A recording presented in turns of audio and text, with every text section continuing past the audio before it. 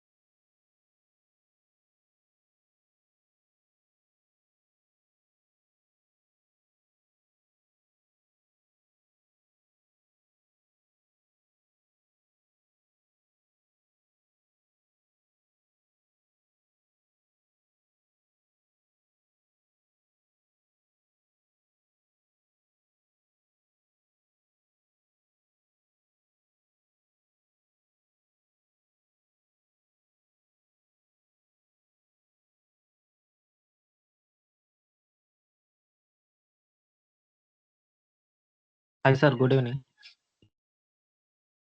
Yeah, good evening, Venkat. So, Venkat, can we do it now or at the end of the class? GitHub, sir. Not GitHub, that STM. hardware. You messaged me, right? Yes, I lost power right now. Okay. Power issue, sir. Oh, okay. Because Uh, in when office, it mostly comes, I'll I will be tell. occupied with the classes or in meeting. That Okay. is the thing. Okay, no issues. We will do it tomorrow or Friday evening in the class. Okay, sir. Okay. Yeah.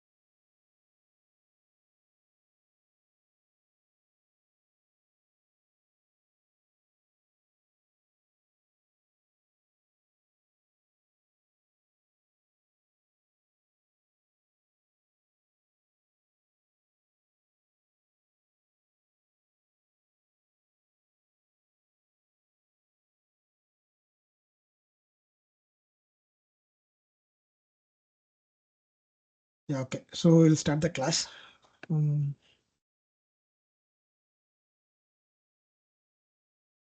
Yeah. Okay. So in our previous classes, I think we discussed about the communication protocols, UART, SPI, I2C, right? So the next communication protocol we are going to discuss is an CAN protocol. Okay. So today we will see the theory part of CAN protocol, because CAN protocol's theory itself an huge topic, since it is a very important communication protocol that is being used in the automotive industries. Okay, so we will see more about this CAN protocol, the theory part today, and tomorrow we'll see the CAN protocol's program, as well as the um, what else we need to discuss. We need to discuss about bootloaders. Okay, so those two topics are still pending in our device driver. So today we'll see the theory part of CAN protocol. Okay, so I'll just open this one, the PPT. Okay, so electrical vehicle part is not needed. I'll directly go to, okay.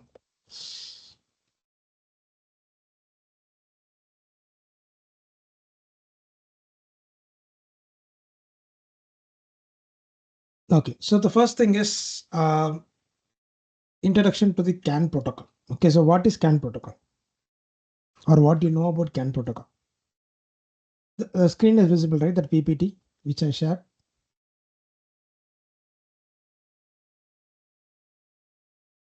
Yes, sir. Okay. Okay, tell me what is the CAN protocol.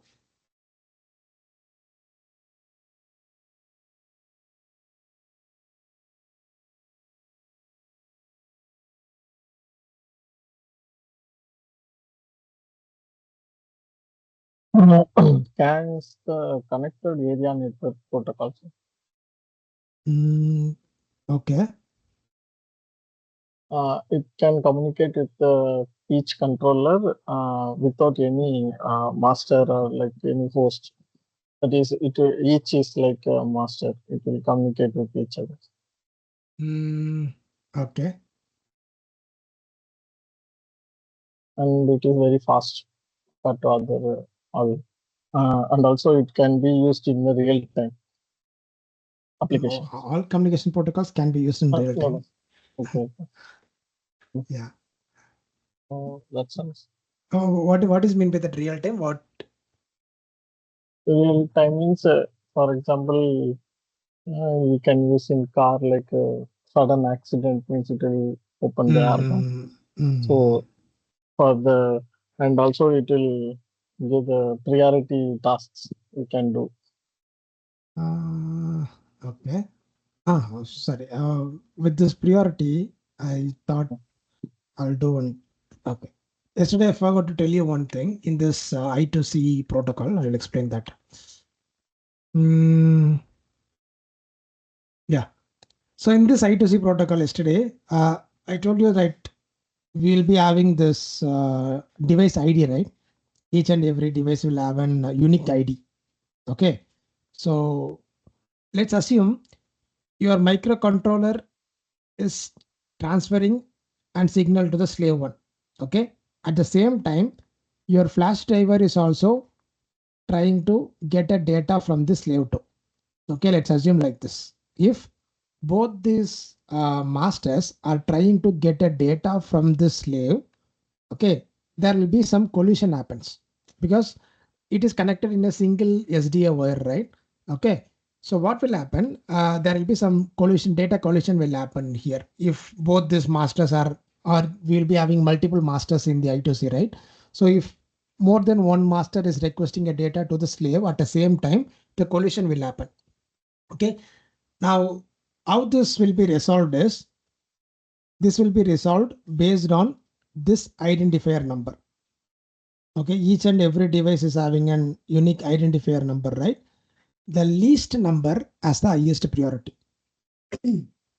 Okay, whichever device has a least number, it has an highest priority. Okay, so as of now, here in our example, let's assume this master microcontroller is a 03, right? And this is a 65. If both the devices are transferring a data at the same time, then this has a lowest number. That means it has an highest priority. Okay. Then once this collision occurs, then this data will be transferred. Okay. This data will be in the halt mode. Okay. After this data conversion done, then this data will be transferred to the slave 2. This is how SPI, this is how I2C will transfer this priority based messaging service. Okay. So yesterday I forgot to tell you this one. Yeah. Is it clear what is happening here with this priority based identifier? Okay. So this identifier number you should not give randomly to this master and slaves. Okay. This number has to be given based on the priority of your devices.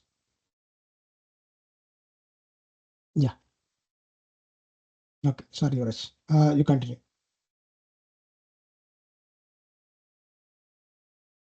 That's answer.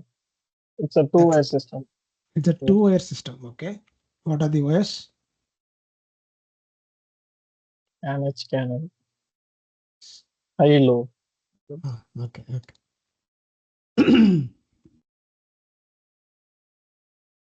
Right. So CAN is not a connected area network. It is a controlled area network.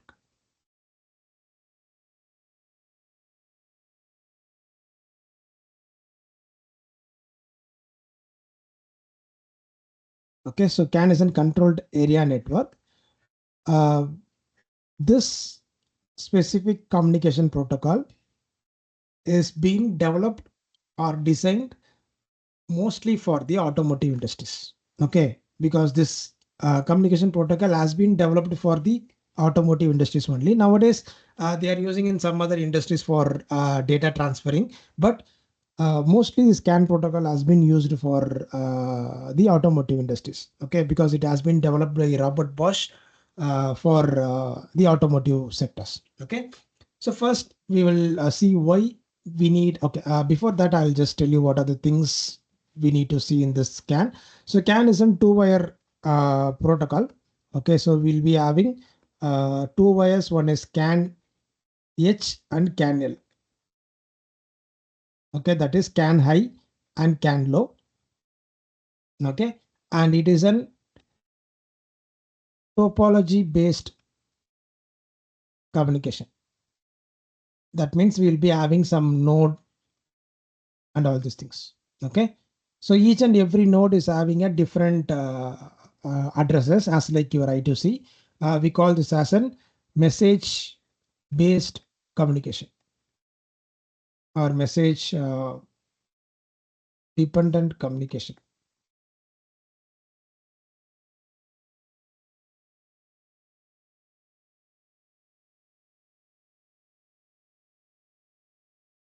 Okay, I will explain all these things. What are all this? Okay.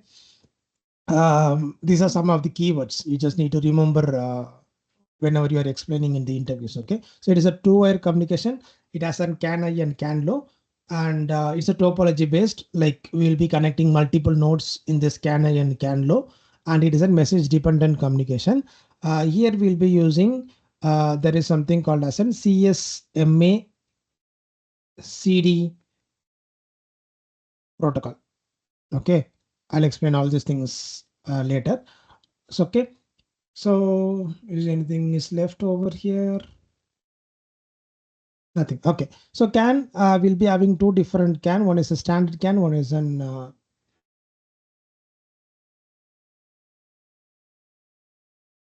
standard CAN, and the next one is an extended CAN.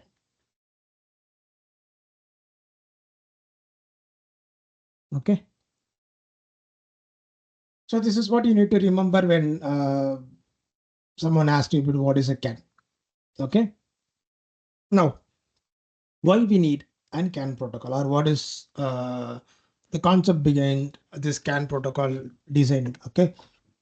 So I think in the year of 1986, I think so, Robert Bosch has developed this CAN protocol. I'll just tell you what is history. Yeah, 1983. Okay, so in the year of 1983, Robert Bosch, they actually designed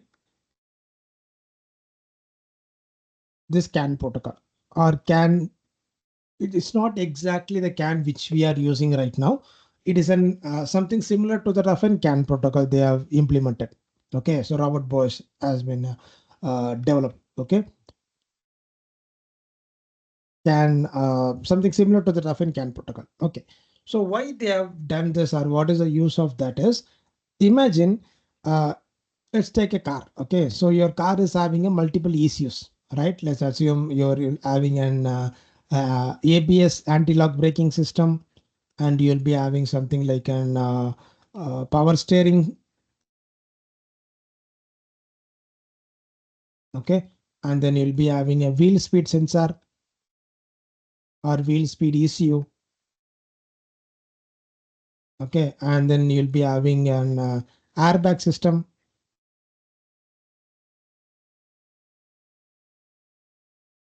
Okay, and then you'll be having what else? Let's say a wiper control system over here. Okay, let's assume you'll be having multiple ECUs. Okay, so these are ECUs in your car.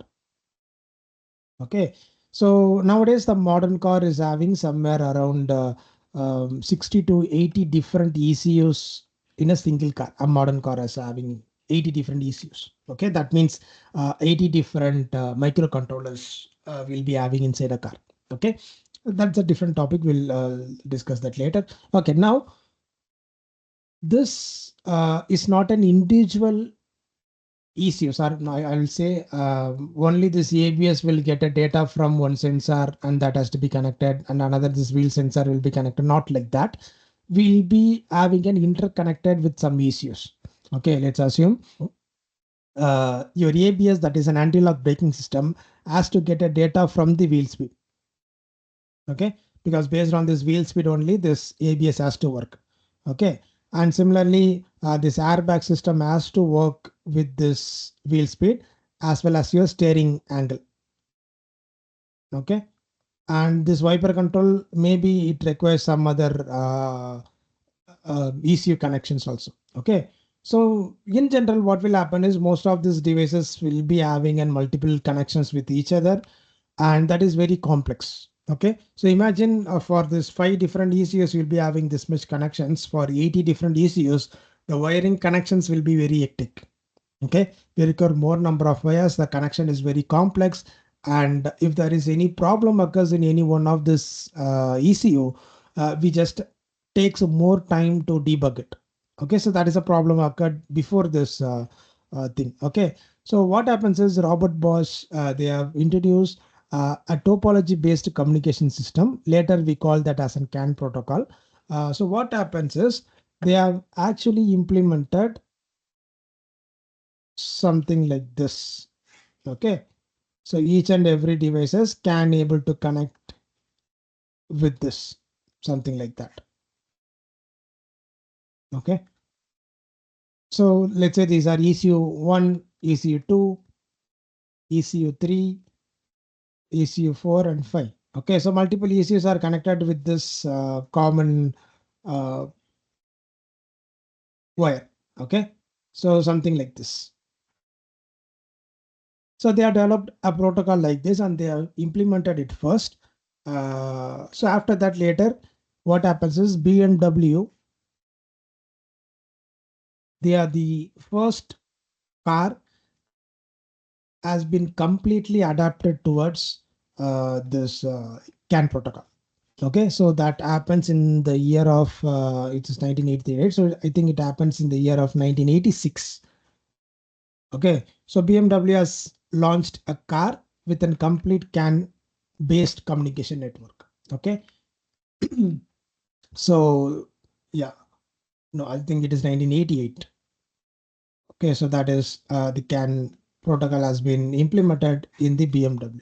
Okay, so after that, there will be a standardization occurs from the ISO. Then later, multiple no protocols has been introduced for this CAN, and then they have adapted it in all the suppliers and manufacturers. Everyone is accepting this standardization. Okay, now this CAN protocol is the one that has been used in the automotive industries.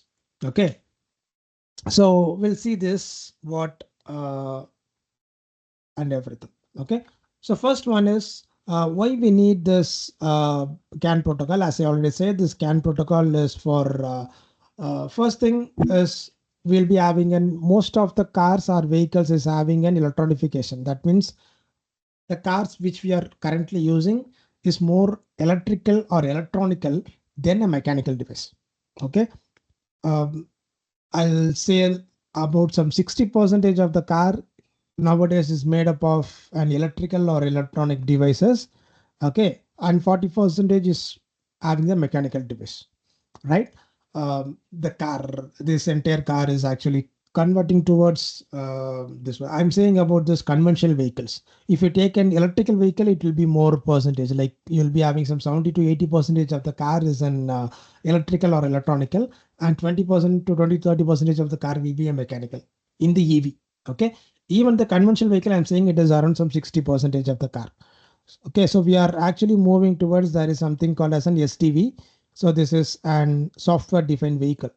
So your vehicle will be defined based on the softwares. Okay, that is nothing but I'll just simply say it as code on road. Okay, so the program will be running in the road. So that is what called as this SDV. So since more number of electronic devices has been connected, that wiring has been a very major issue. Okay, so we need to rectify that. So that is why we'll be using this number of ECUs in the car has been increased, and the wiring connections between them also more as compared to the previous generation of this car. Okay, so once we have this ECU and we need to transfer some data between this ECU, right? So mostly this ECU will be having this data transfer that is very challenging if we have a multiple OS. Okay, and also this data transfer has to be very reliable. Okay, we should not have any data loss or communication loss should not happen while having this data transfer, because this is not a device that can be having some 1 or 2 errors, something like that. Okay, here we are dealing with the human lives. Imagine a car is having some 4 passengers. If anything or any communication fault occurs, okay, it will lead to the catastrophe. Okay, so that much amount of risk level in this automotive sector or any safety critical applications, we call that one, right? So CAN is one such thing that is going to produce all these things, okay, or a solution for all these things. So before CAN, each and every ECUs will be connected like this, like for transferring the data from this, let's say this is 1, 2, 3, 4, and 5 different ECUs has been connected like this. Okay, after CAN, what happens? We will be having one common bus. Okay, in that common bus, each and every ECU is connected. Okay, let's assume if this ECU1 has to transfer a data to ECU4, it has to transfer a data over here, and or we just need to connect something like this. Okay, and if ECU1 has to connect with an ECU5, then you just have to connect like this. So there is a very complex connections that has been happened before this CAN protocol. Okay, so now what we have something called as a CAN. We'll be having a common bus. In this bus, ECUs will be connected. Okay, let's assume this is 1, 2, 3, 4, and 5.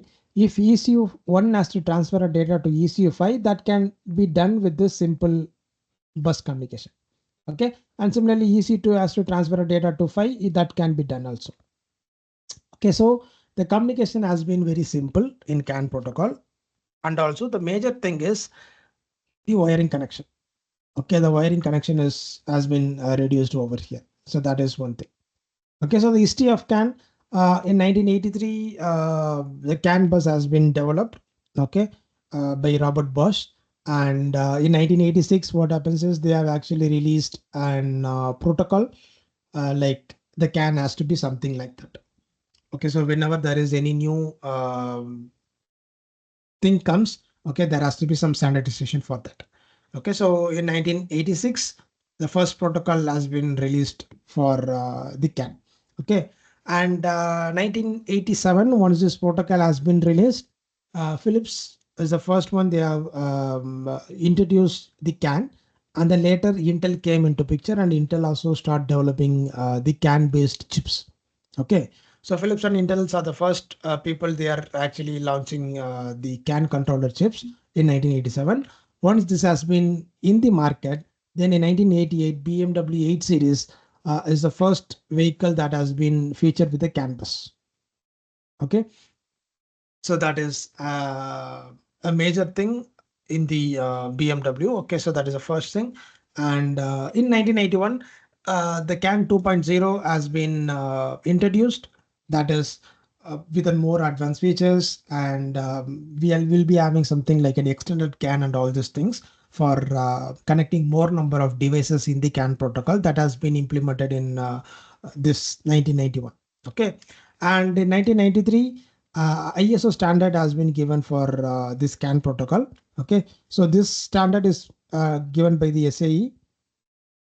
Okay, this is, I think, Society of American Engineering, something like that will come, SAE. Okay, and then in 1993 only ISO has been released and standard for the CAN.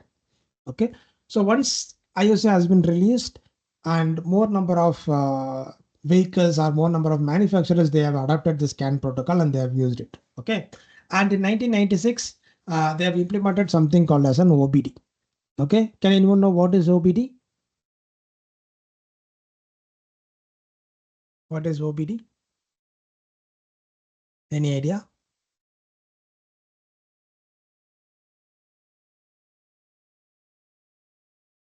How many of you are having a car in Yes, your sir. home? You are having your.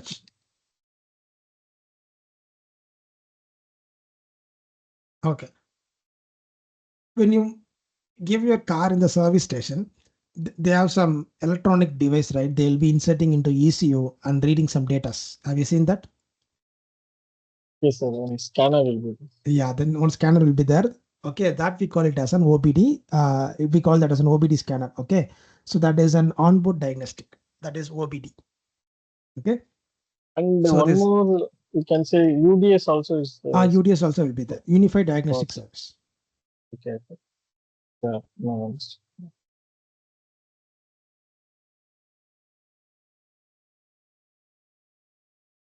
Okay, so onboard diagnostic.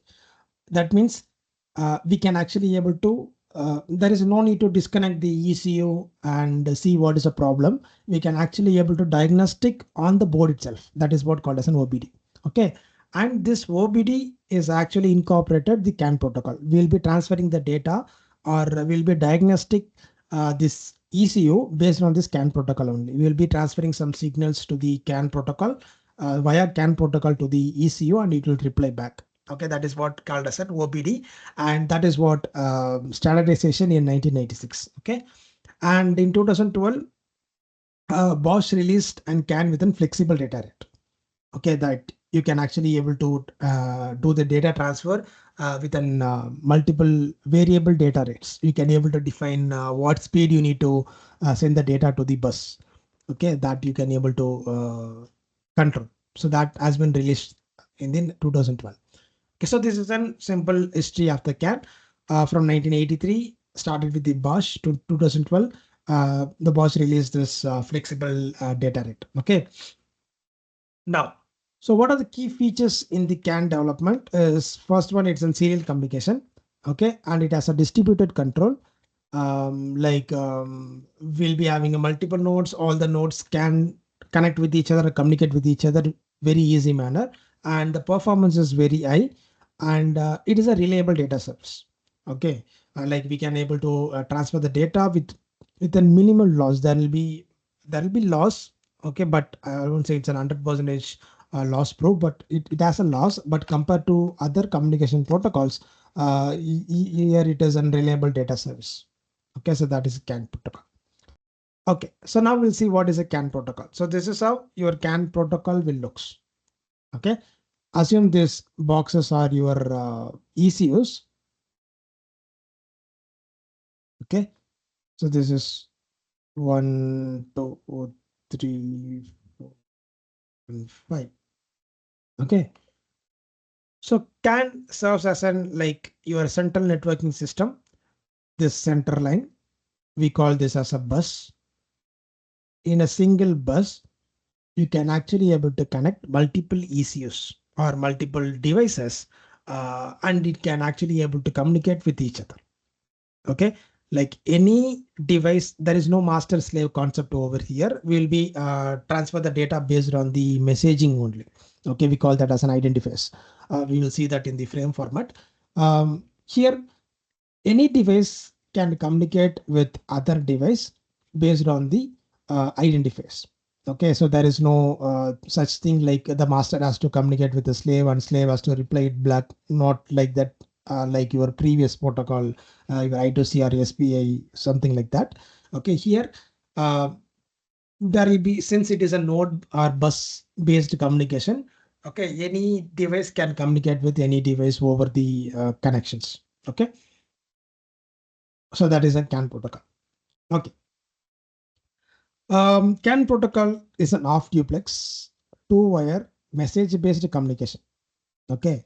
So we know what is an off duplexes, right? So what is off duplex?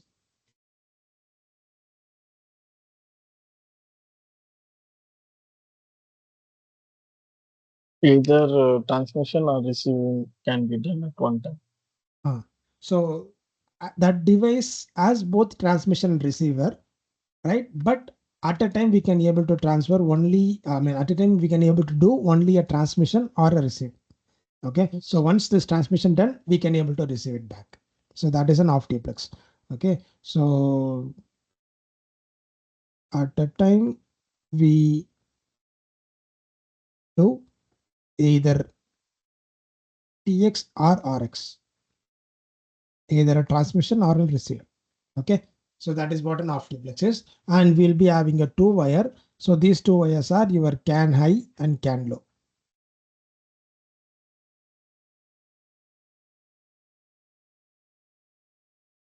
Okay, and this is a message based communication that I will explain what this message based communication is.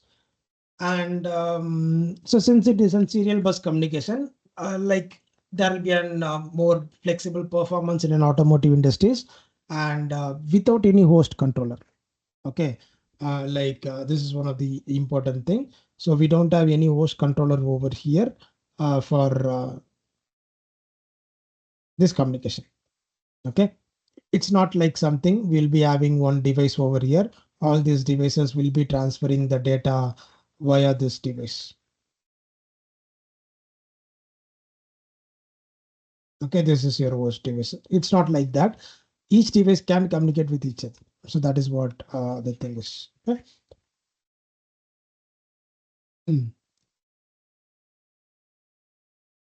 Right. And the next one is it has an CSMSCD. Okay, CSMSCD is an carrier sense multiple access collision detection. Okay, I'll explain what this carrier sense multiple access collision detection is. I'll just write it down and I'll explain. Yeah. Is my screen visible? This OneNote, or still the PPT is visible for you? Yes, sir. Receiving. My OneNote. Yes, sir. Okay. Okay. So we already know in a single bus, there will be multiple devices, right?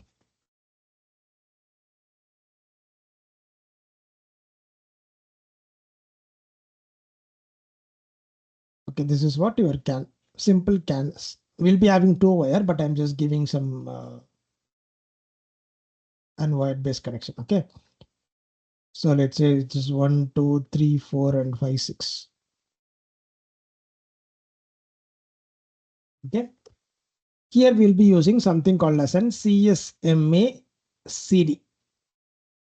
Okay, there are there is one more thing which is an CSMA CA. Okay, so this is another thing. We are not using it over here. We'll be using only this. I'll explain what this CSMA CD and CA is. CSMA is an carrier sends multiple access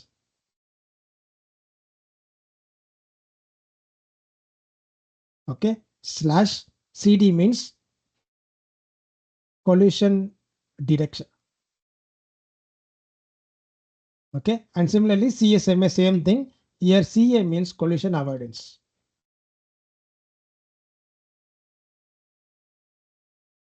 Okay, so there are two different methods. Here we are not using this one, so we'll focus only on this one. Okay, now what is the CSMA CD means?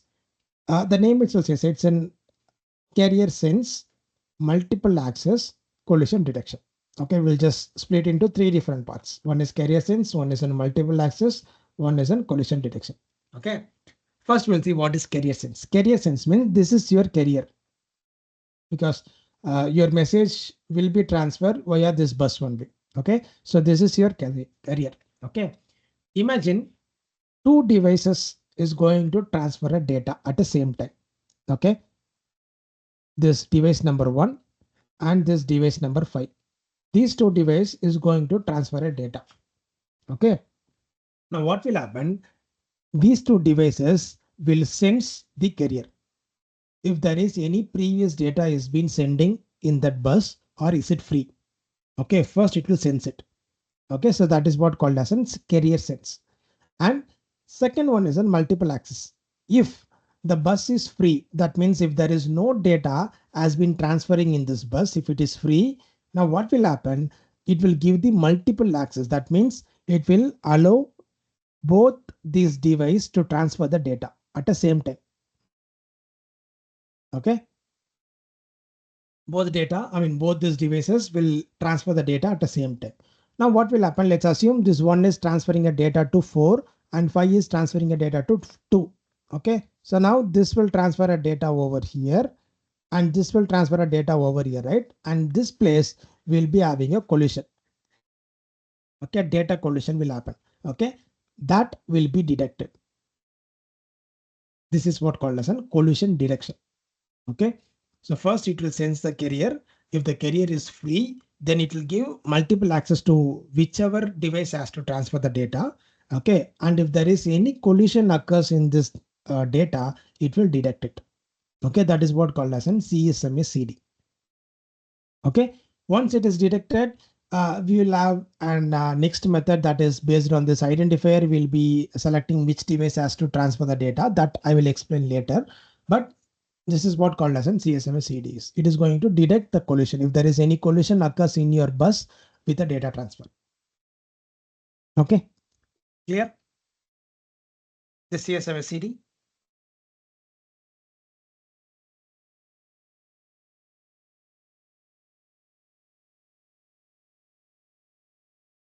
Okay. Any doubts?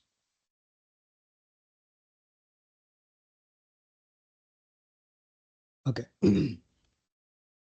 Right, so that is what called as a CSMA CD protocol. So carrier sense, first every node in the network must monitor the bus for a period of no activity.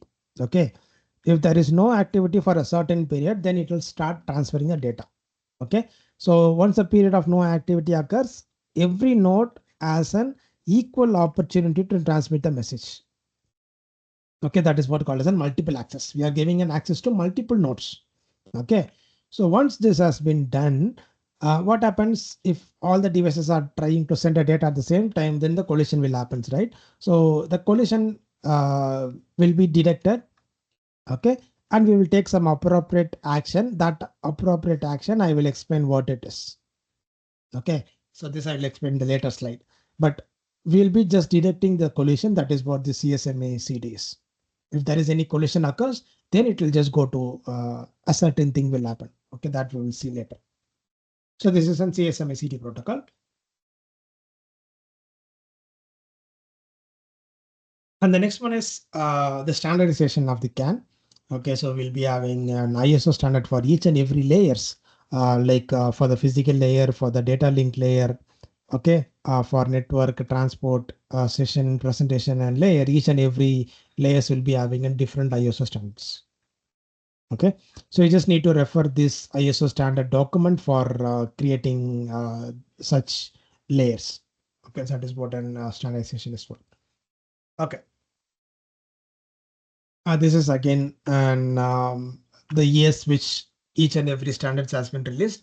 The first initial specified by the Robert Bosch for the CAN 2.0 A and B in the year of 1981, and ISO has been given in the year of 1983 for using an 11-bit CAN identifier. Okay, in 1995 again ISO has been developed for an extended CAN which has a 21-bit CAN identifier. Okay, so these are the standardizations. Okay. The advantages of CAN is it is a low cost in the sense as compared to the other protocol that is doing the same work. Okay, imagine 80 ECUs has to be connected and transferring a data. Okay, if you are using in some other network, the amount of wires we'll be using, the amount of the complexity that has been increased. If you take that cost into account, CAN is comparatively low. Okay, for doing the same amount of work with some other communication protocol. Okay, so it's a low cost and it is very efficient also. As we already said, that it has a low data lost will happen. And it is very flexible. You can actually able to add any number of nodes, or you can able to remove any number of nodes from the device or from the buses, okay, without any complexity. And it has a centralized error handling. So if there is any error occur, in the bus, so we can actually able to handle this error that we will see in the later slide. I have a slide for error handling also. Okay, so these are the some of the advantages of the CAN protocol. Okay, and the application, the most important thing or most widely used thing is in vehicle electronic network. Okay, so this is why this CAN protocol has been developed. Okay, that is the first major application. So this controlled area network has been developed for the sole purpose of an automotive industries. Okay, for in vehicle network. Okay, and later there has been given for multiple automotive sectors also. One is the railway applications. There also they are using the CAN protocol for the data transfer.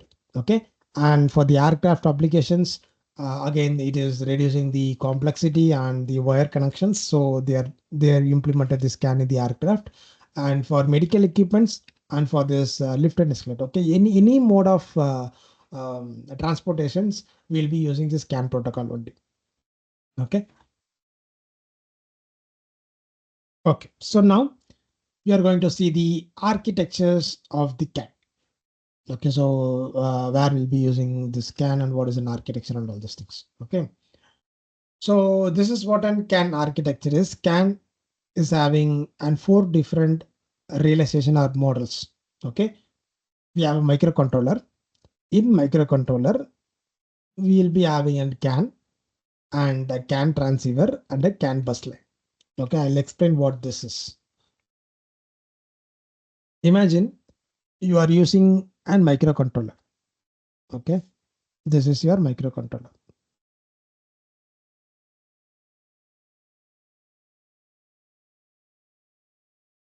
Some microcontroller is having an inbuilt CAN.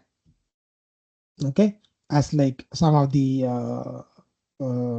nuclear boards is having an inbuilt CAN, and your M0 plus series, they don't have CAN, I think so. Okay, so this is your microcontroller, and some microcontroller is having a CAN protocol attached to that, and some don't have. Okay, so this is an CAN. Okay, it may be an attached with your microcontroller, so we call this as an CAN controller. Okay, on top of the microcontroller, we'll be having a CAN controller also. Okay, now This CAN controller is not enough for transferring a data from one device to another device. Okay, we need to have one more thing that is called as an CAN transceiver. So this is CAN transceiver.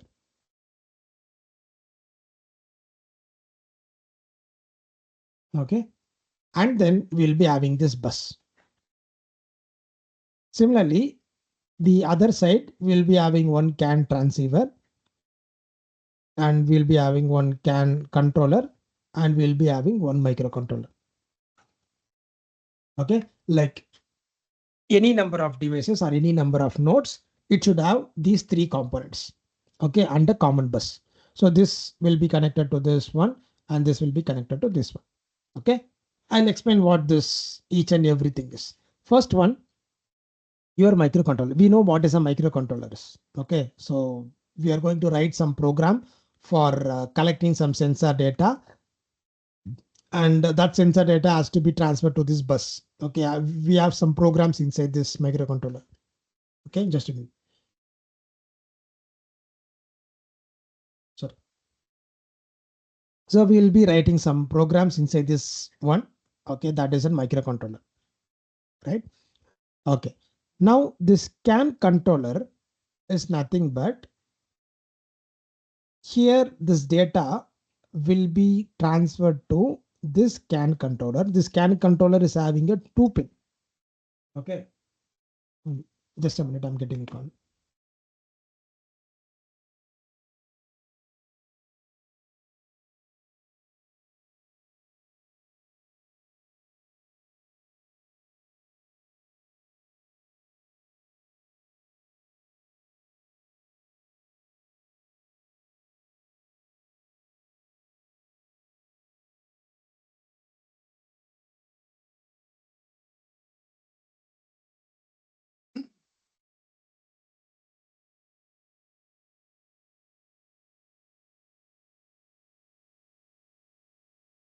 Yeah, sorry. So this CAN controller is having a 2-pin. I'll just write it over here. So we'll be having a CAN controller.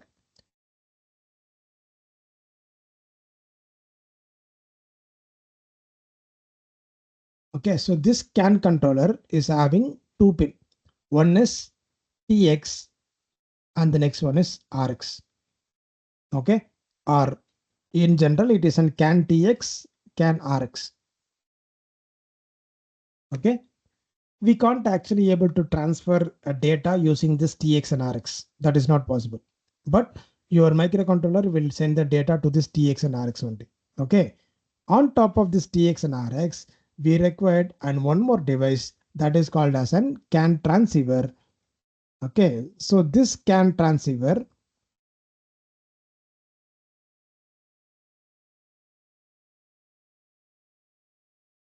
okay, this CAN transceiver is going to take this TX and RX and it is going to convert it into CAN high and CAN low.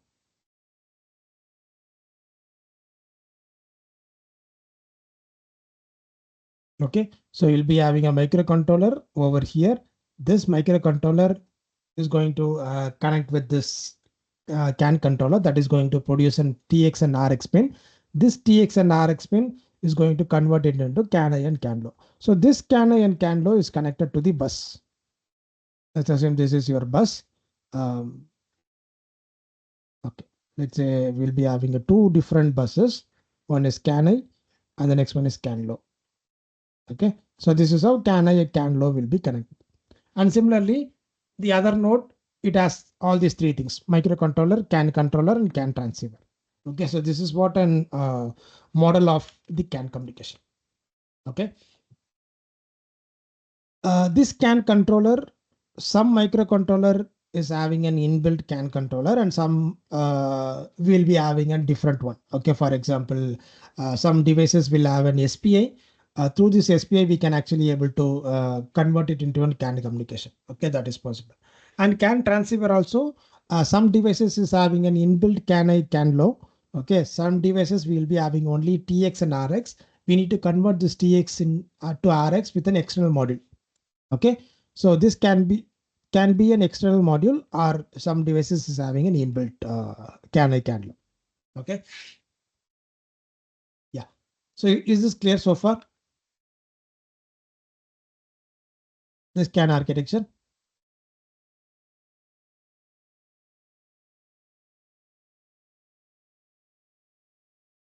Or is there any doubt anywhere?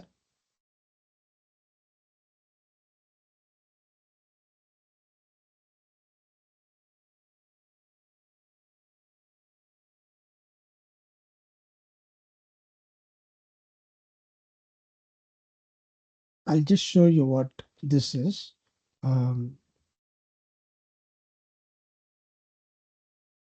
Is is my browser visible for you? Yes, sir. Okay. Or I'll just show this STM directly.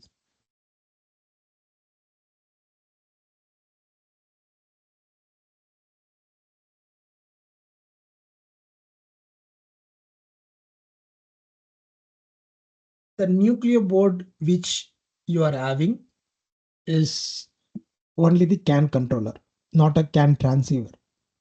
Okay. Most of the nuclear boards, I don't know about this discovery board. Arvind, can you check your discovery board and tell me what this one is? Whether you're having an CAN I CAN low pin or CAN TX and RX. Just let me know that. I'll show the nuclear board which we are having. Either this 446 as well as this 334 and 401. All this M4 series is having an CAN controller only. Okay, that is the output of this device will be the CAN I CAN low.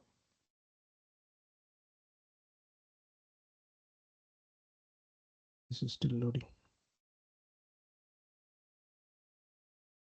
I'll show this one. Okay, I'm already having. Okay, lunch.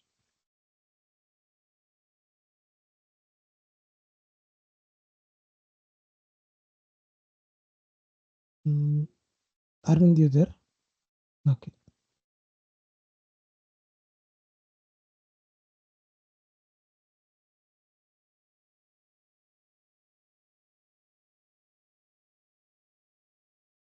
I'll show you. Let's go to this UART IOC.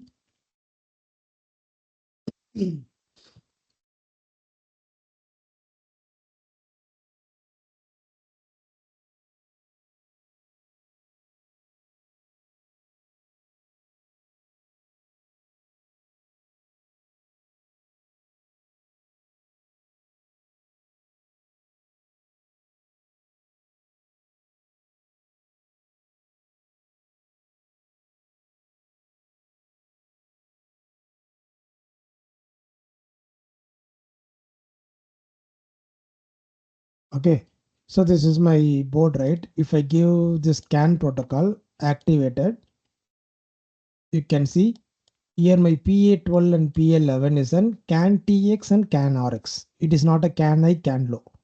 Okay, so my board is having an inbuilt CAN controller, but not a CAN transceiver. Okay, now in order to convert this TX into RX, I need to connect an external module to this. Okay, then only I can be able to transfer it to the bus. Right? So, but in some boards, what will happen? They will be having this output pin itself and CAN I and CAN low. That means that board is having both the CAN controller as well as a CAN transceiver inside this board. Okay, so that they can able to give this CAN I CAN low. I'll show the other board. It is an Infineon RX TC. Okay, I'll just show you the pinout diagram for this if possible. Um,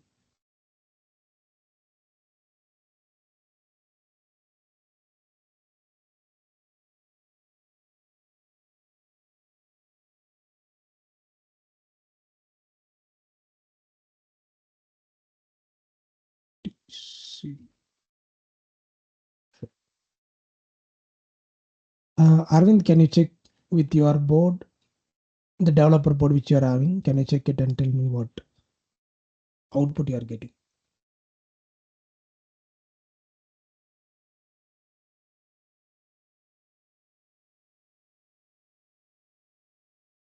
This is UART.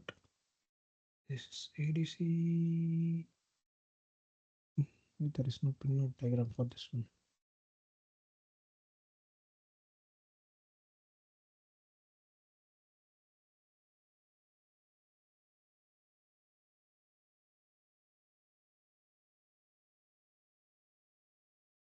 Sorry, this is taking some too much of time.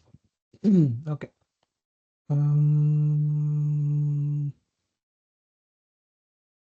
It's showing only the CAN header, not the pin number. So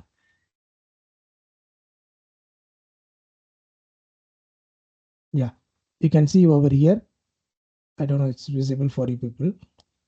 This particular pin, it is a CAN L and CAN H pin. Okay, this is called as an CAN transceiver. Okay, so this particular board is having an CAN transceiver and CAN controller inside this board itself, right? So from this output, you can directly connect this to the bus of the another devices. That is very easy for you people. Okay, when you are using this particular board, you can directly use this output as an CAN output. But in our board, what is the problem? That nuclear board, it is having only this CAN TX and RX, right? So in order to convert this CAN TX and RX, you just need to use one more device, that is an 2551 CAN transceiver. Okay, so I'll just show the image of this. This is one device. Okay, you can see over here. This is CAN TC and CAN RX. Okay, you will be connecting this CAN TC and CAN RX over here, and you will get an output as a CAN I CAN low. Okay, so this is a CAN transceiver. So it is going to convert your CAN TX RX into CAN I CAN low. And this is one more device, same device, like you'll be connecting TX and RX, and you'll be getting an output as an CAN I CAN low over here. Okay, so some board is having an inbuilt device for this controller and transceiver, and some boards we need to connect it externally. So that is the CAN architecture. Okay, is it clear what this transceiver, what this controller is?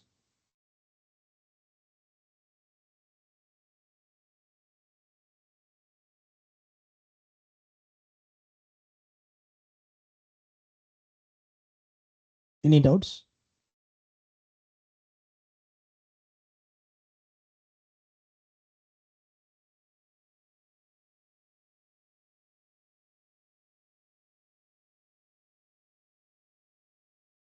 Nice. No doubt, sir. Okay.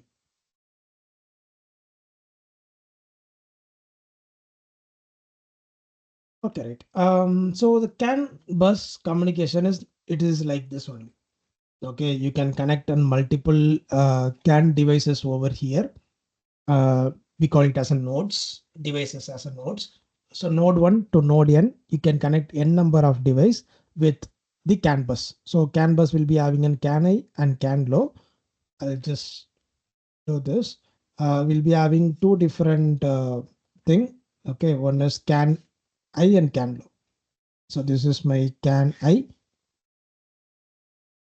This is my CAN I and this is my CAN low.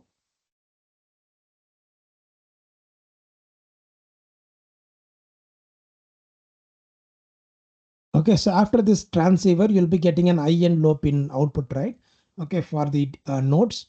So you just need to connect this node with the CAN I and CAN low. So let's say this is my node number 1.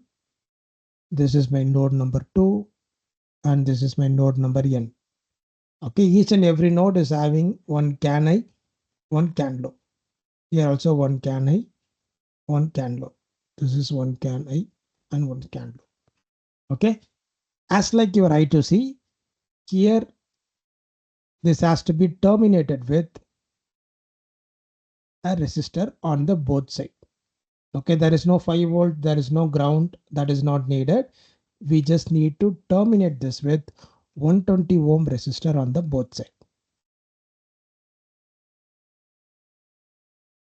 Okay, so in order to reduce the data transmission loss as well as the stability of this communication, we just need to terminate this with an 120 ohm resistor on the both the sides. Okay, then only this communication will happen. Okay, so this is what an CAN communication connection is. CAN bus, this is how it will look. Okay, so here the bus must terminate with an 120 ohm resistor on both the sides. Okay, that is the thing. Okay, and here the CAN bus will be mostly using this twisted pair cable. Okay, so that means your cable will be something like this.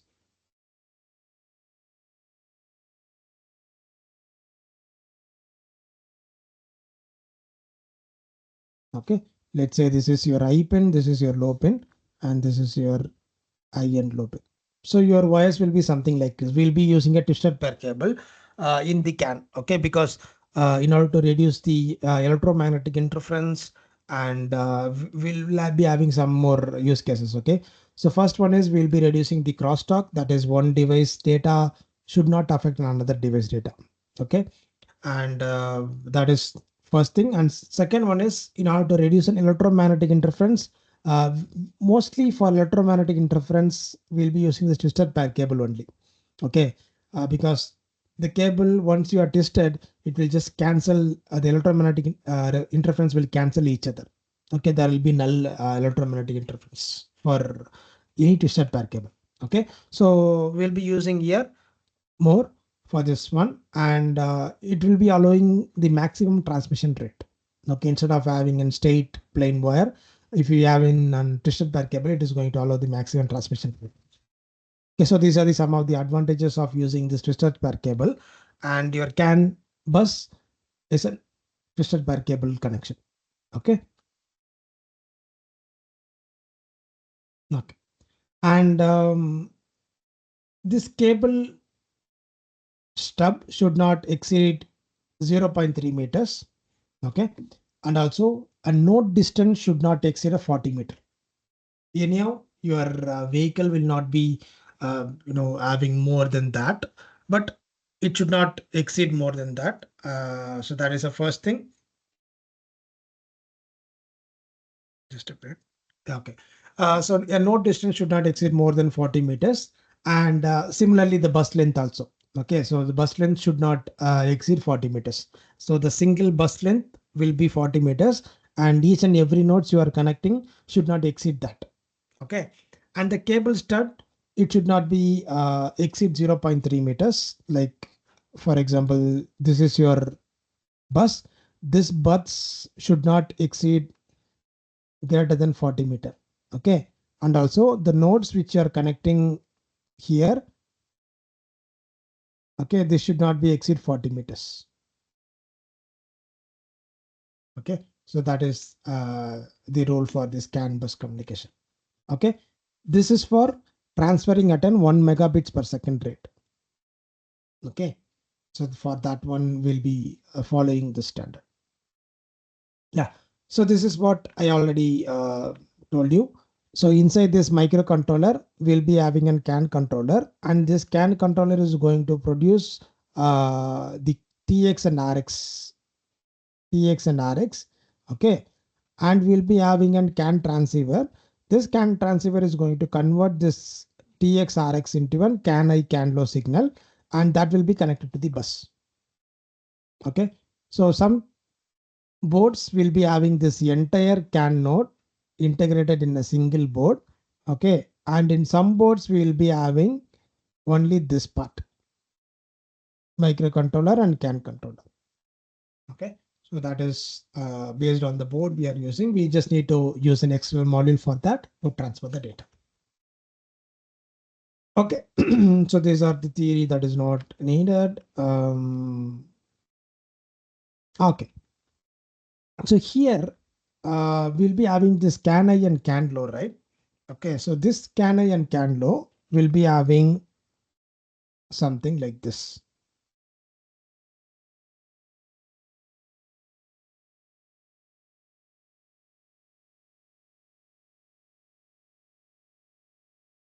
We'll be having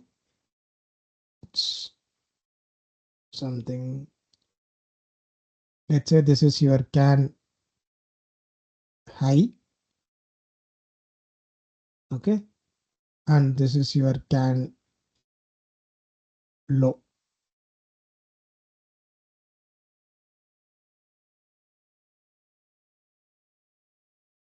Okay, it will be having a pulses like this.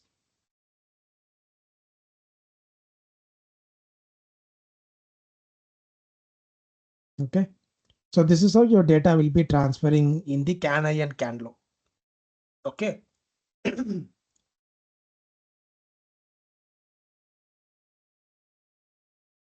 So here, as per the scan communication, 0 or the low pulse is a dominant pulse. This entire CAN communication, 0 is the dominant pulse and 1 is a recessive pulse. Okay, that means 0 means high and 1 means low. Okay, in the CAN communication, wherever we are using 0 means high and 1 means low. Okay. So here for this CAN high, this is your recessive bit. That is, it is an high pulse, right? Okay, that is your recessive bit. And for CAN low, whenever it is becomes low, that is again a recessive bit. Okay. Here, let's assume like this. Okay, here you can see this is a low pulse, right? This is your dominant bit. And for CAN low, your high pulse is a dominant bit. Okay, again, similarly here, this is a dominant bit. This is a dominant bit. Okay, so for CAN high, your low pulse is the dominant. For CAN low, your high pulse is the dominant. Okay, it's an inverse. And similarly, if wherever it is on 1, it is on recessive. Okay, so that is what given over here.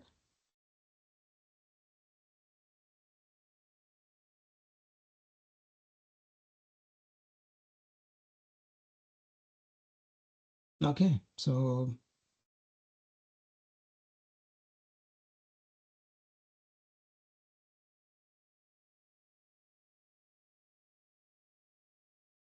right. Okay, so CAN transceiver, it has a multiple features, like it can transfer up to 1 megabits per second. Okay, and this is an high speed CAN, and low speed can transfer up to 125 kilobits. Okay, so we can actually able to vary the data rate, right? Yes. So, we are using that CAN bus, right? That CAN bus, we are giving any voltage for the communication, like high, low means, is there anything like 5 volt, 0 volt, like that? I didn't get your question. Each node is connected through one bus, right? CAN bus. Yeah, yeah. CAN high, CAN low is there, two buses are there. So in that CAN high, is there anything connected to 5 volt or CAN low is connected to 0 volt or like that, or it is both or 0? No, it is actually connected. Connected means? This one you are asking, right?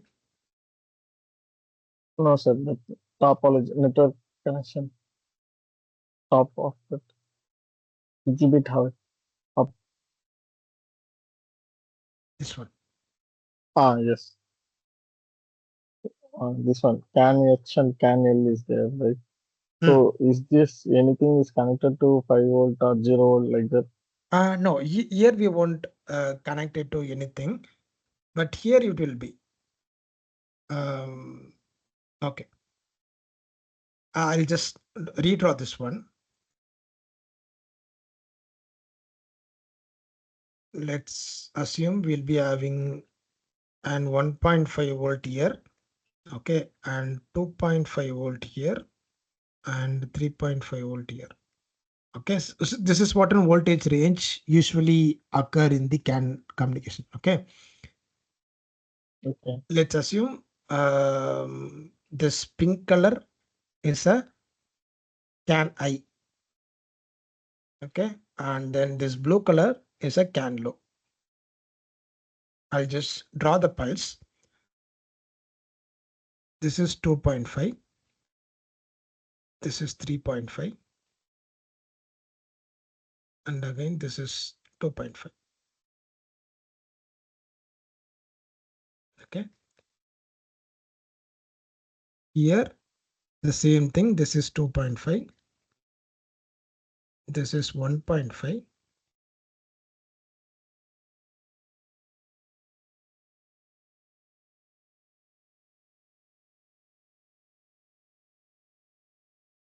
Okay.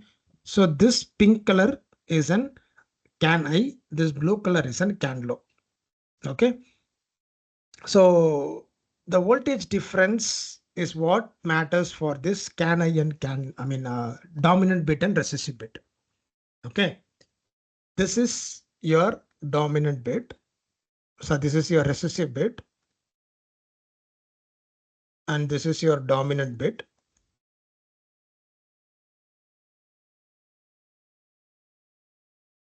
And this is again a recessive bit.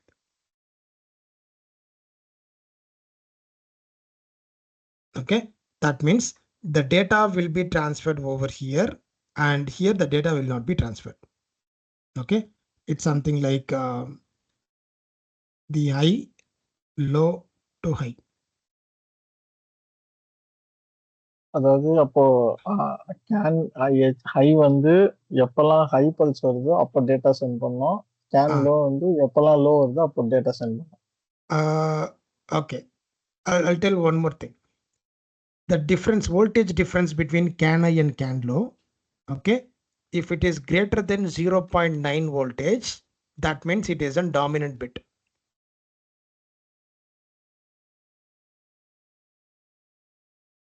Okay, if it is less than 0.5 voltage, then it is a recessive bit.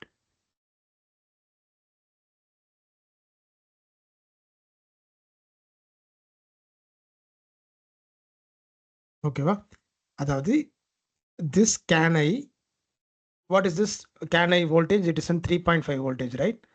Okay, the CAN low voltage is 1.5. The difference between these two, if it is greater than 0.9 voltage, then we call it as a dominant. Here 3.5 minus 1.5 is a 2 voltage, right?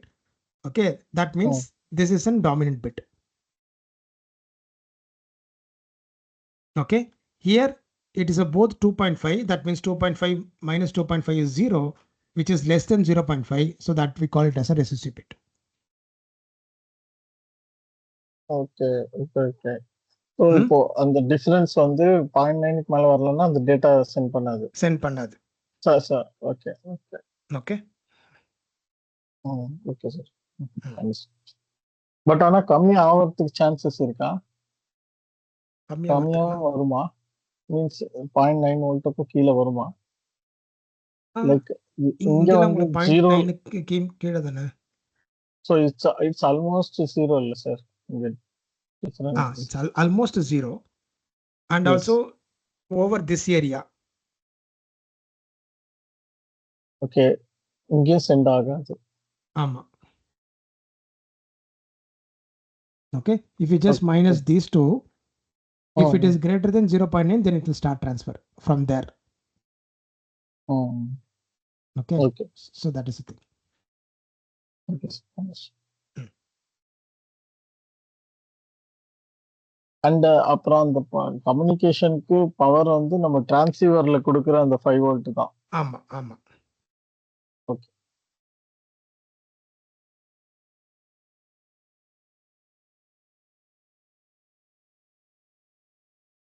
இங்க இருக்கும். this 5 voltage and 0 voltage. Yes, sir, understood.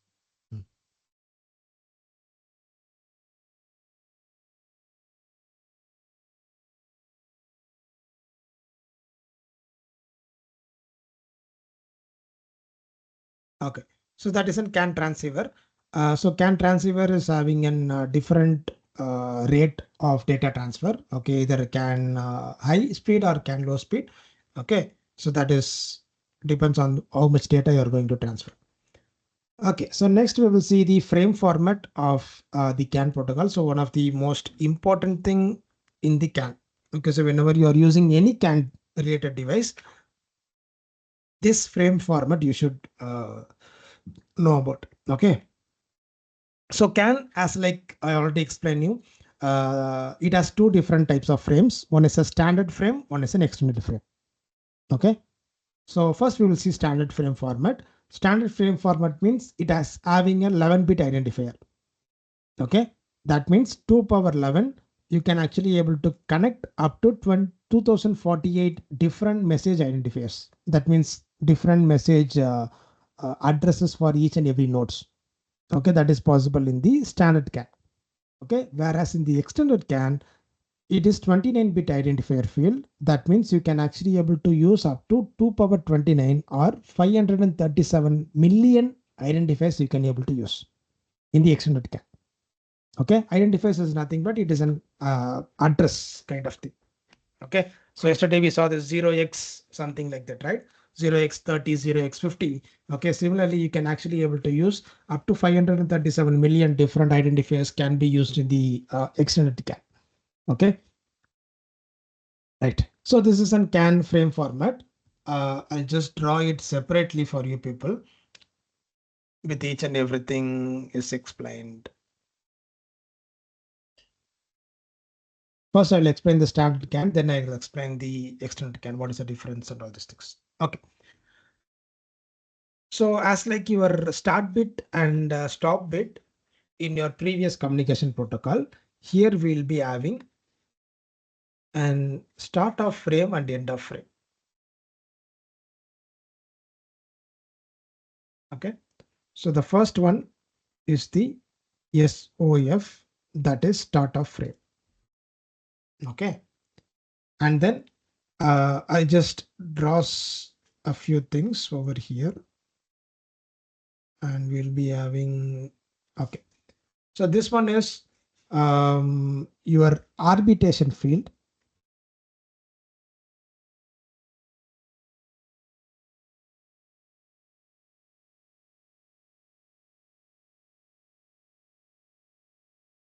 Okay. And the next one is a control field.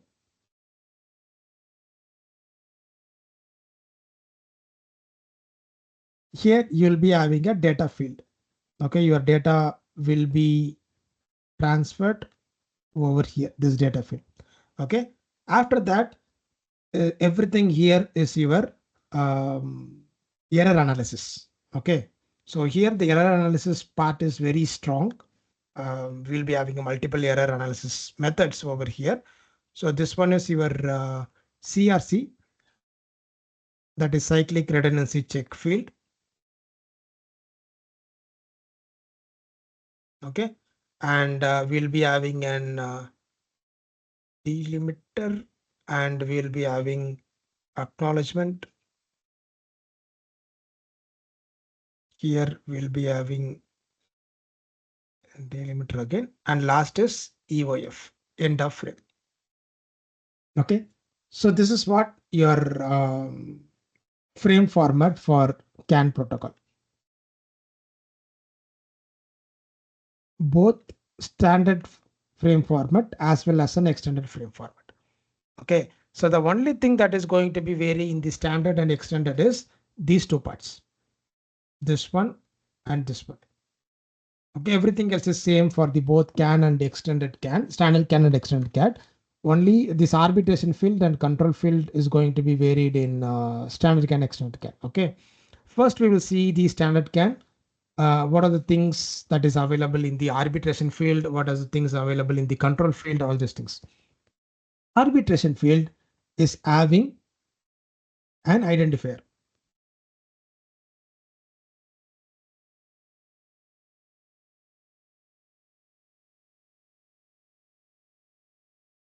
Okay. And then we'll be having an RTR. So this is identifier.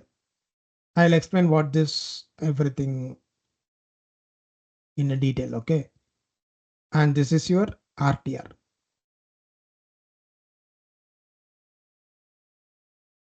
Okay. And the next part, this control field will be having one IDE. Okay. And then we have one reserved bit. Okay. And then we have a data length DLC. Like how much data I'm going to transfer after this. That we will be defining over here. Okay. And this one is a data field. Based on the data length here we are giving, we can able to transfer that much amount of data. Okay. After that, we will be having an CRC field, that is cyclic redundancy check. We'll be checking whether the data which we are transferred is received properly over there. Okay, that is in CRC. Okay. After that, we'll be having an acknowledgement and end of frame. Okay. So this is an standard frame format. Okay. In the extended frame format, the difference between standard frame format and extended frame format is only this identifier. Okay, here we'll be having 11-bit identifier. Okay, this identifier will be split into 11 different bits. Right here in the extended CAN, what will happen is this particular part, that is this part. Okay, it is actually extended over here. I'll just put it over here. Okay, first one is you are having an base identifier, as like how you are having in the standard frame format. This is your base identifier.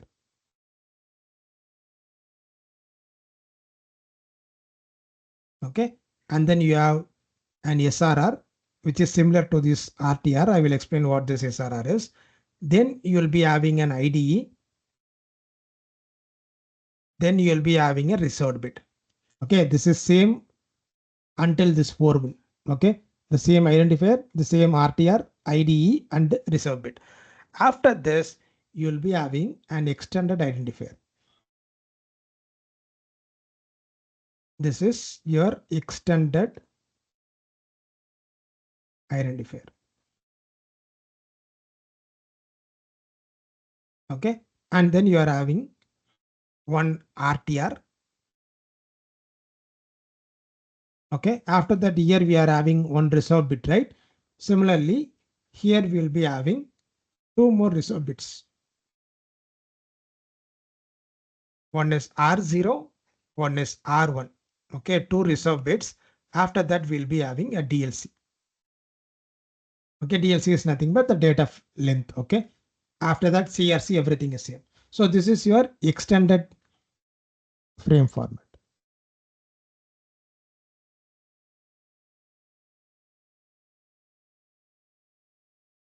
This is your standard frame. Okay, here we will be having a 11-bit identifier. Here you will be having a 29-bit identifier.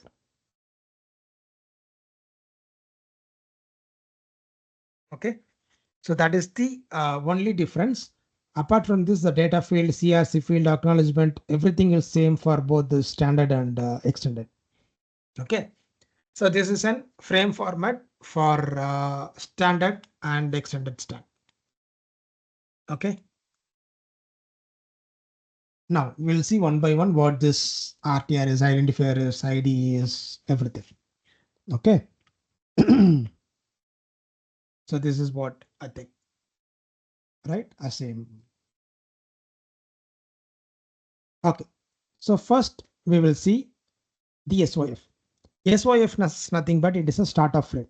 Okay, as like your start bit, SOS is going to denote that it is an start bit. Okay, a single dominant bit, that is a single low pulse, will be transferred to denote that I'm going to start transferring the data.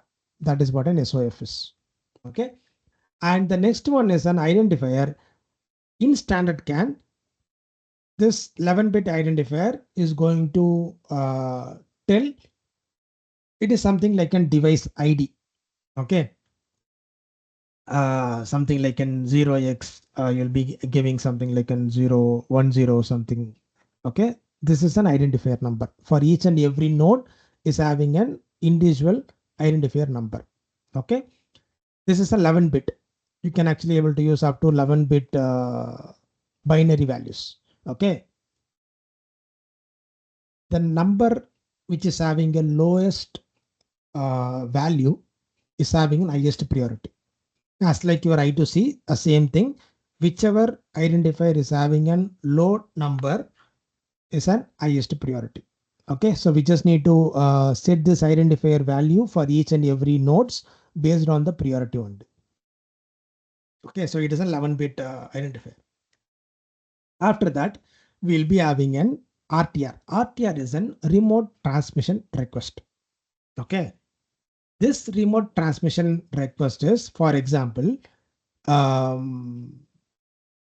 you are not going to transfer any data. Okay, only you need a data from other device. Okay, you are going to request a data from some other device. Let's assume you are having a sensor.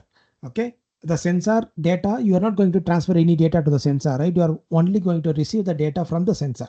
Okay, now for that, what will happen? You are just going to make this RTR as a dominant bit. Okay, when you set this RTR as a dominant bit, that means you are telling I am not going to transfer any data to you. I just request a data from you. You just need to transfer in data. Okay, once you set this RTR, then there is no need to mention any data, CRC and everything will be disabled. Okay, because you are not going to transfer any data, right? Only you are going to receive a data from the device which you mentioned. Okay, that is what an RTR is. RTR is a remote transmission request. This is going to request a data to the other device. Okay, clear what this RTR is?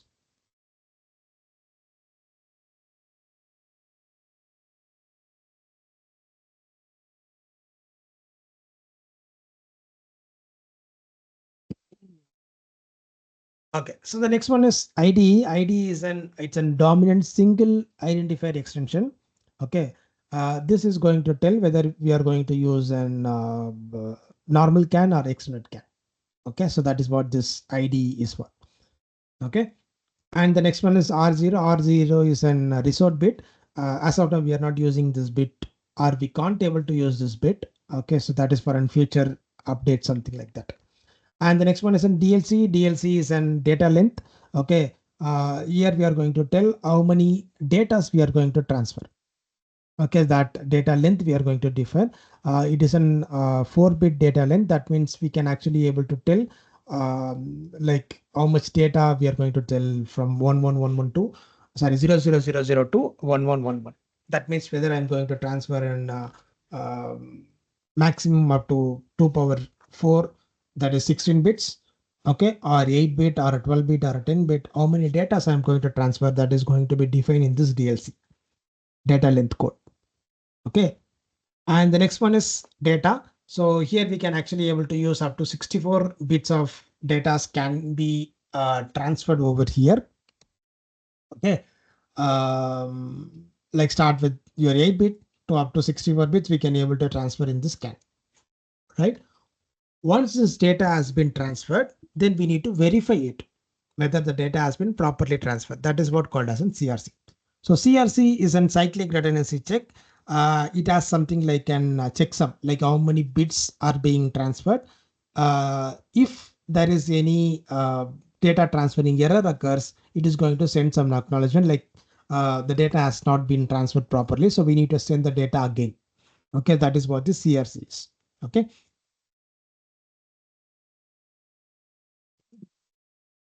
So this ACK is an acknowledgement bit.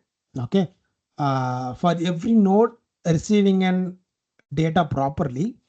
Okay, it is going to override this recessive bit with an original bit, whatever the bit we are transferred. Okay, so that has to be written back. Okay, I'll explain what it is. Let's assume here you are transferring one data, right? Okay, what will happen in this acknowledgement bit? we are just going to send this whatever the data you're transferred over here. Okay. So you can see over here, if you are receiving an accurate message, that is a proper message in the receiving node, you are just going to send this original message with a dominant bit. Okay. So that is again sending back as an acknowledgement signal so that we know, okay, the device, the device has properly received this one. Okay. And the next one is an EOF. EOF is an end of frame. This marks this frame has been ended. Okay. So we'll be starting with SOF to EOF. SOF is a start of frame and EOF is an end of frame. And once this EOF, then we can able to transfer the next set of data. Okay, so that is what in US. And then the last one is IFS. IFS is an interframe space. That means we are giving some delay period to transfer the next set of data. Okay, after that we will start again one more SOF. And the next thing will happen over here. Okay, so before that we are just giving some time period or delay for transferring the next set of data. That is what an IFS is, interframe space. Okay. And in extended frame, we'll be having a few more things. One is SRR. SRR is a substitute remote request. In our RTR remote transfer request. Okay, so this will be transfer over here as a substitute remote request. Okay, and then IDE, same thing. Here we'll be having an identifier as a recessive bit and all these things. Okay, and it's a reserve bit. Okay, R1 is a reserve bit. The same thing. Okay, after that we'll be having this RTR and an external identifier and all these things will be different over here.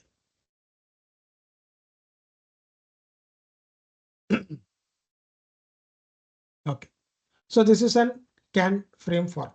Okay, so you need to understand this CAN frame format clearly in order to use it anywhere in your application, right? So here, this IDE, we are having a 29-bit identifier, right? Okay, so this identifier is actually 11-bit only. As like what we are using here, the same thing, it is 11-bit, and this identifier is an 18-bit identifier. Okay, so here we'll be having an 18-bit, here we'll be having 11-bit, so that we'll be having a 29-bit identifiers. Okay, so that is the extended CAN to the standard CAN.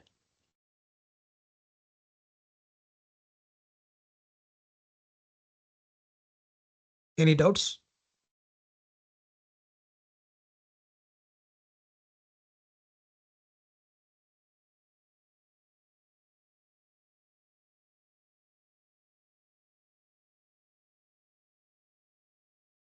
Is it clear?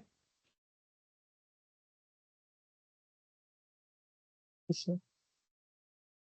If you have any doubt, just let me know. I will explain that.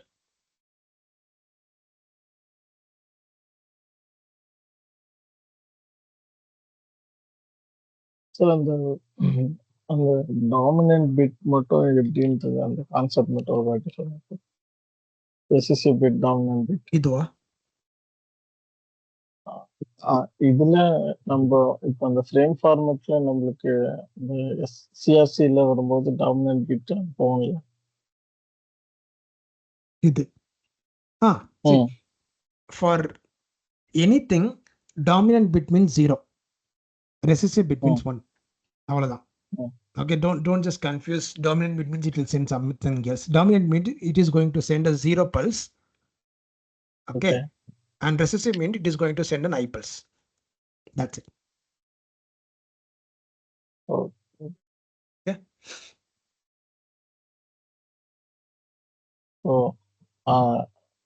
So இப்போ அந்த frame அந்த data send பண்ணும்போது அதுல included ஆயிருக்கும் இந்த low format high format. That is dominant successive. See, every CAN 0 means dominant, 1 means recessive. That is fixed. We are not going to set it in every program. Okay, that is a protocol. Okay. Okay. And similarly, here in the acknowledgement, if the data is received properly, it is going to transfer an dominant bit, that is 0 pulse. Okay. And if there is any error, it is going to transfer an recessive bit. This is for error and this is for no error. That is what dominant bit and recessive bit is. This acknowledgement. In that acknowledgement, the total data will be sent back, right? Yeah. With Okay. With that dominant or recessive. Recessive. Okay. Yes. Okay.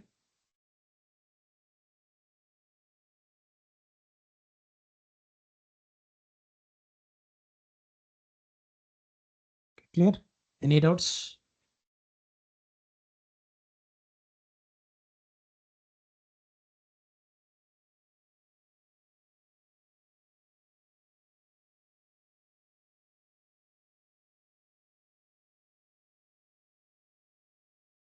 This frame format is very important. Okay, so that's why I'm asking it repeatedly. If you have any doubts, just let me know. Or we'll go to the next topic.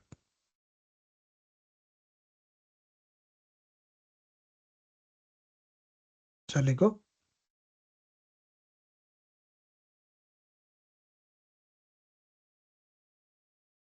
Yes, sir. Okay. So next one is types of frame. Like what are the different frames available in the CAN? We'll be having a data frame, remote frame, error frame, and overload frame. Okay.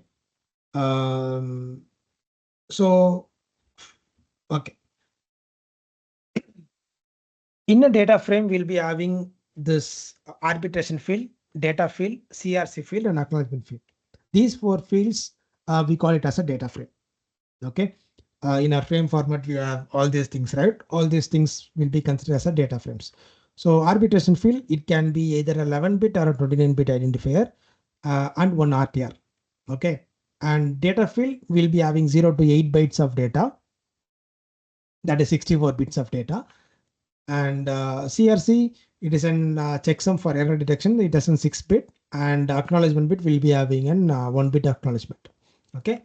And remote frame, it is an RTR, only 1 bit. Whether there will be a remote transmission request is occurring or not. Okay, that is an RTR bit, only 1 remote frame.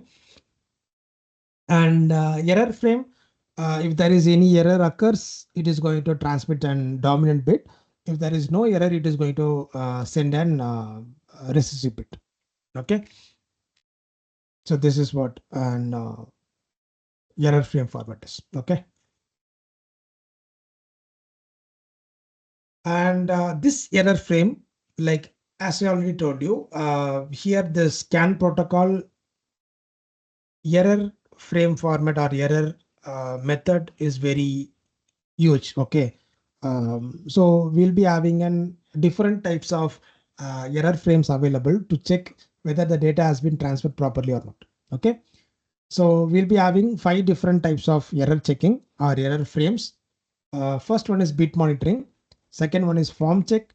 Third one is stuff check. Fourth one is acknowledgement check. And fifth one is a cyclic redundancy check. Okay. So 5 different checks or 5 different error will be analyzed. Okay. And some of the errors over here will be checked in the receiver side. Some of the errors will be checked in the sender side. Okay, we will see one by one what this error is. First one is bit monitoring. The name itself says it is a bit monitoring. That means each and every bit that is being transferred, that will be monitored. Okay. So bit monitor, it is going to check each and every bit, whether the bit has been transferred properly, or is there is any interruption occurs, something like that will be checked in the bit monitoring. Okay, so that will be checked in the sender level. So the sender has to check each and every bit has been transferred properly. Okay, that is what in bit monitoring is. And the next one is in form check. Form check is, it is going to check only the format. Okay, so we saw the frame format, right? Okay, this form check is going to check only whether this CRC has been checked, whether this acknowledgement has been having a this much amount of bit, whether we are having an data length, okay, whether we are having a this much amount of data has been transferred properly. Okay, it is going to check only the format. Okay, if you are mistakenly given this format as a different format length, then it is going to give some error. Okay, so that will be checked in the receiver side. This is a form check. And the next one is stuff check. So stuff check is one of the very I'll say an in-depth level of checking.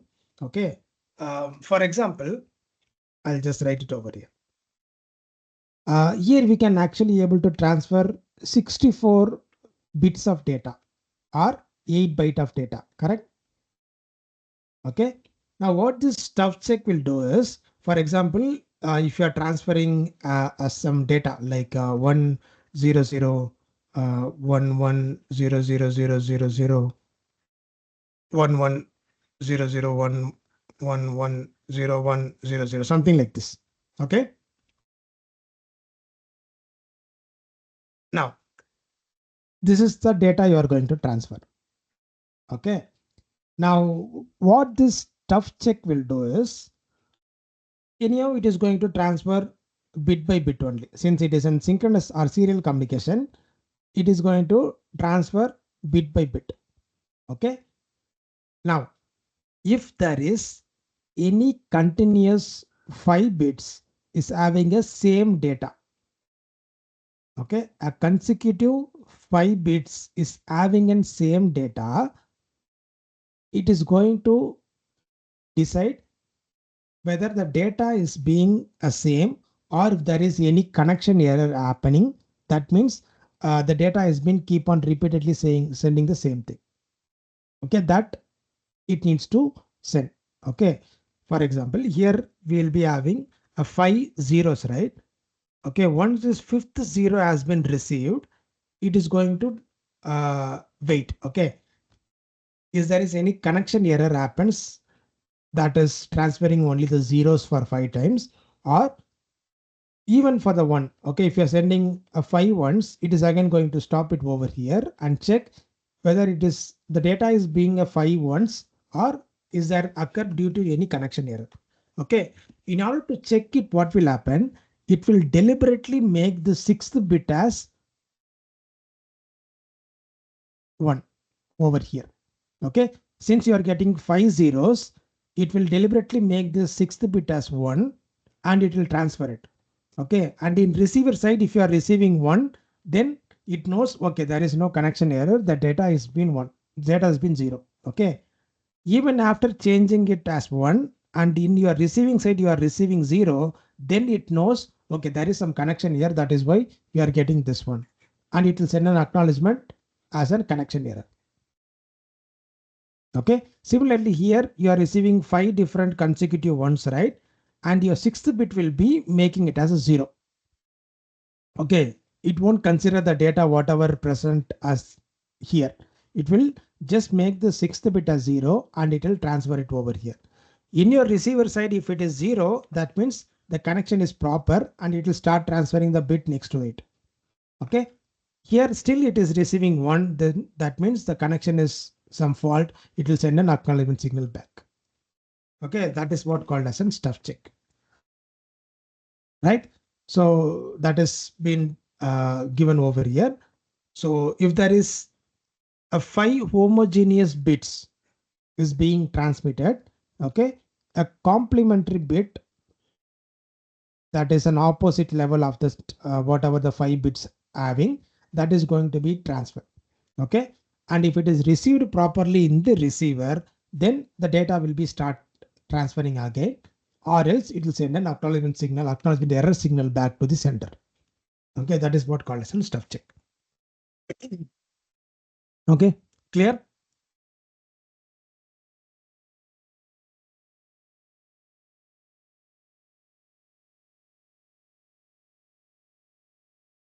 Okay, sir. Okay. And the next one is an acknowledgement check. So acknowledgement check is like the receiver has to send an acknowledgement after receiving the message. Okay. So if the receiver is not sending an acknowledgement back, the sender will again start transferring the same message again to the receiver. That is what called as an acknowledgement check. Okay. So once the data from the sender to receiver, okay, let's say this is the data. Once it is completed transfer, it has to send the acknowledgement back to the sender. Okay. If the acknowledgement is not received, then the sender will again transfer the data back to this receiver. Okay. So that is what called as an acknowledgement check. And the next one is in CRC, that is in cyclic redundancy check. It is in 15-bit CRC. Okay. Like here there is some polynomial formula will be there. So based on this polynomial formula, it is going to check whether the data has been properly transferred or not. Okay, so we'll be having R of x, G of x, something like an polynomial equation will be there in this CRC. So based on this equation, it is going to check whether the data has been properly transferred or not. Okay, so that is what an CRC, error frame format is.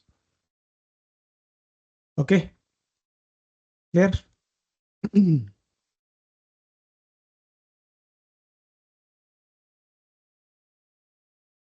The frame format.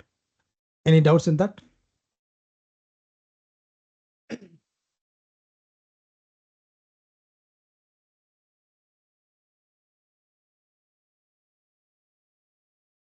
Right. So the last topic is an arbitration. Okay. Arbitration is nothing but here on the top. Yeah. So this I have told you, right? If there is any collision occurs, it is going to take some necessary action.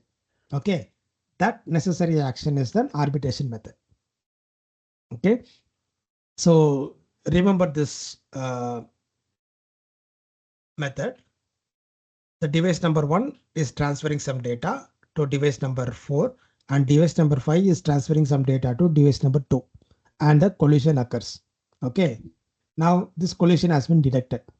Now your CAN protocol has to decide whether this 1 or this 5, which one has to transfer the data. Okay, that your CAN has to decide. Okay, that has been decided based on this identifier number or identifier value. Okay, so that's why I already told you this identifier number is 1, which is going to determine which data has to be transferred based on the priority. Right. So here again, the same thing. For example, your device number 1 is having an ID of 0x100. Okay. And your device number 2 is having an ID of 0x, let's say 54. Okay. So if you just convert this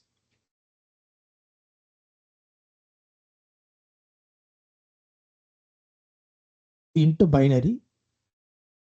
Okay. So here you'll be having something like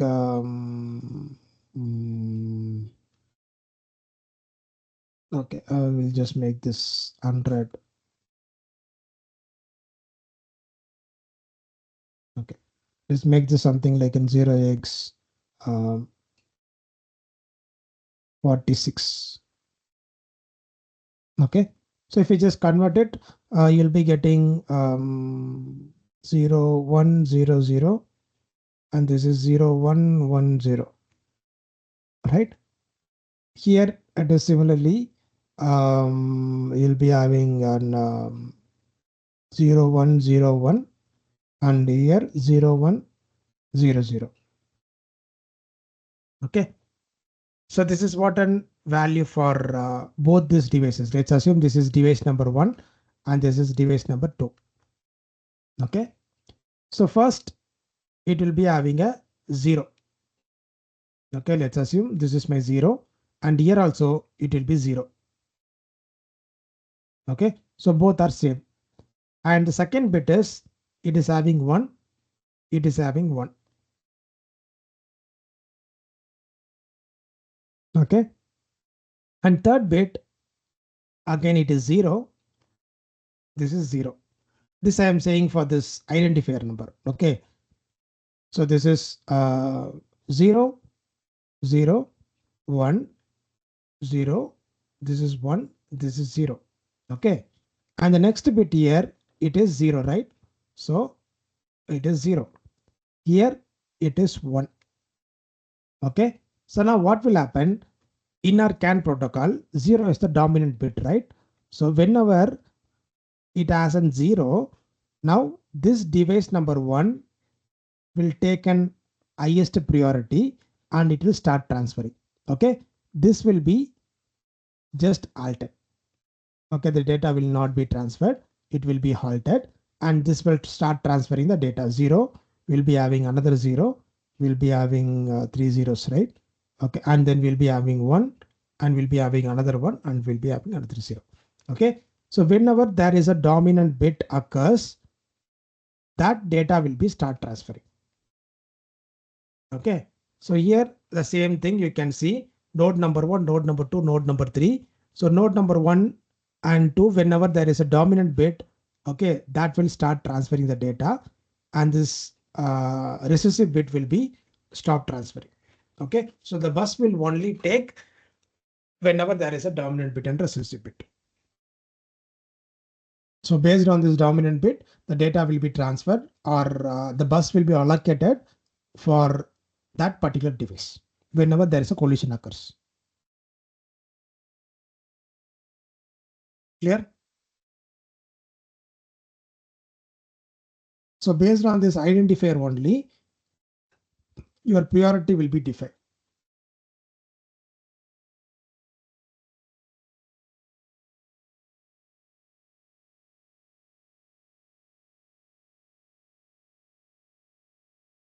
Is that clear?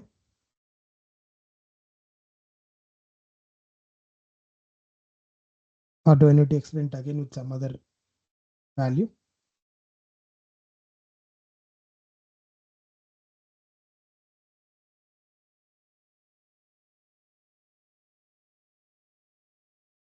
So எந்த பிட்டு change ஆகுதோ அந்த பிட்ல தான் dominate check பண்ணுங்க இல்ல starting இது check பண்ணுங்க overall வேல்யூல check check பண்ணும். Overall value என்ன சொன்னேன் 46 54 ஸோ அந்த மாதிரி செக் பண்ண முடியுமா இல்ல ஒவ்வொரு பிட்ல எந்த இடத்துல சேஞ்ச் ஆகும் ஒவ்வொரு பிட்ல எங்க சேஞ்ச் ஆகுதோ அங்க மட்டும் தான் எந்த இடத்துல உங்களுக்கு டாமினன்ட் பிட் வருதோ அந்த இடத்துல சேஞ்ச் ஆயிடும். அந்த இடத்துல அதுக்கு பர்மிஷன் கொடுத்துரும். இப்போ இன் திஸ் கேஸ் வந்து இப்போ D1ல வந்து 100 ஸ்டார்ட் ஆயிடுச்சு. ஸோ இங்க 0101 வந்துருச்சு. ஸோ இப்போ ஃபர்ஸ்ட் பிட்லயே வந்து இது 0 ஆயிடுச்சுன்னா ஃபர்ஸ்ட் D2 சென்ட் பண்றோமா? ஆமா. ஓகே. ஓகே. ஓகே. ஆக்சுவலா அப்படி பார்த்தாலுமே அது கரெக்ட் தானே? இது 0x100 இது 0x54. 54 தான் ஹையஸ்ட் ப்ரியாரிட்டில. ஸோ இது ஆக்சுவலாக பைனரியாக கன்வெர்ட் பண்ண என்ன வரும்? வில் பி ஹேவிங் 10100000 கரெக்டா? இது வந்து will be having 0101 this is 0100. Okay. So இனிஷியலாக இது என்ன இருக்குன்னா இனிஷியலாகவே இது 1 இருக்கும். அதுக்கப்புறம் 0, அதுக்கப்புறம் 1, அதுக்கப்புறம் 0000000. ஓகேவா? இது என்னவா இருக்குன்னா 5 தானே, ஃபர்ஸ்ட் 0வா? ஸோ இந்த இடத்துலயே இது எனக்கு டாமினன்ட் பிட் ஆயிடுச்சு. ஓகே. ஸோ இங்கேயே எனக்கு இது ஸ்டார்ட் டிரான்ஸ்ஃபரிங். இதை இங்கே ஸ்டாப் பண்ணுறேன். Okay. So my bus will take only this value.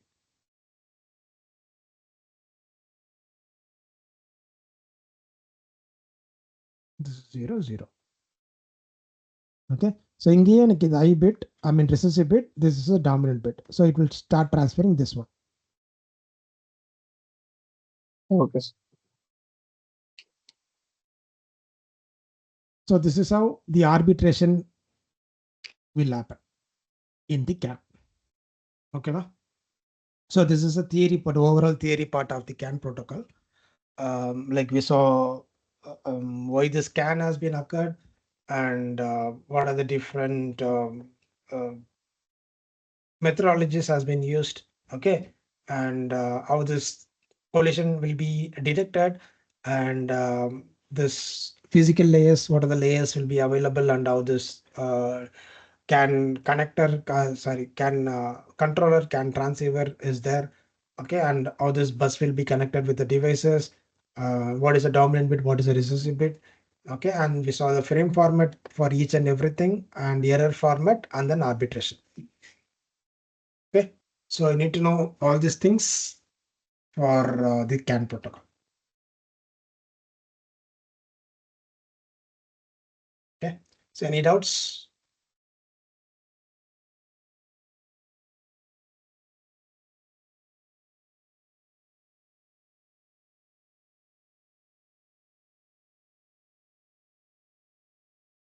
Anyone? Is it clear?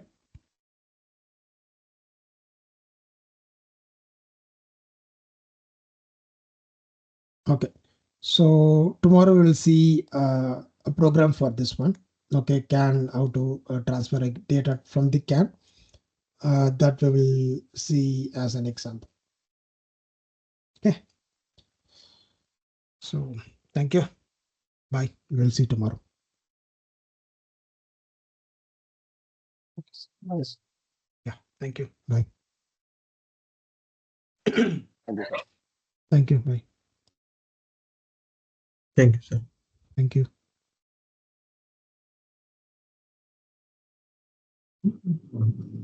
Thank you, sir. Sir, when we connect, sir,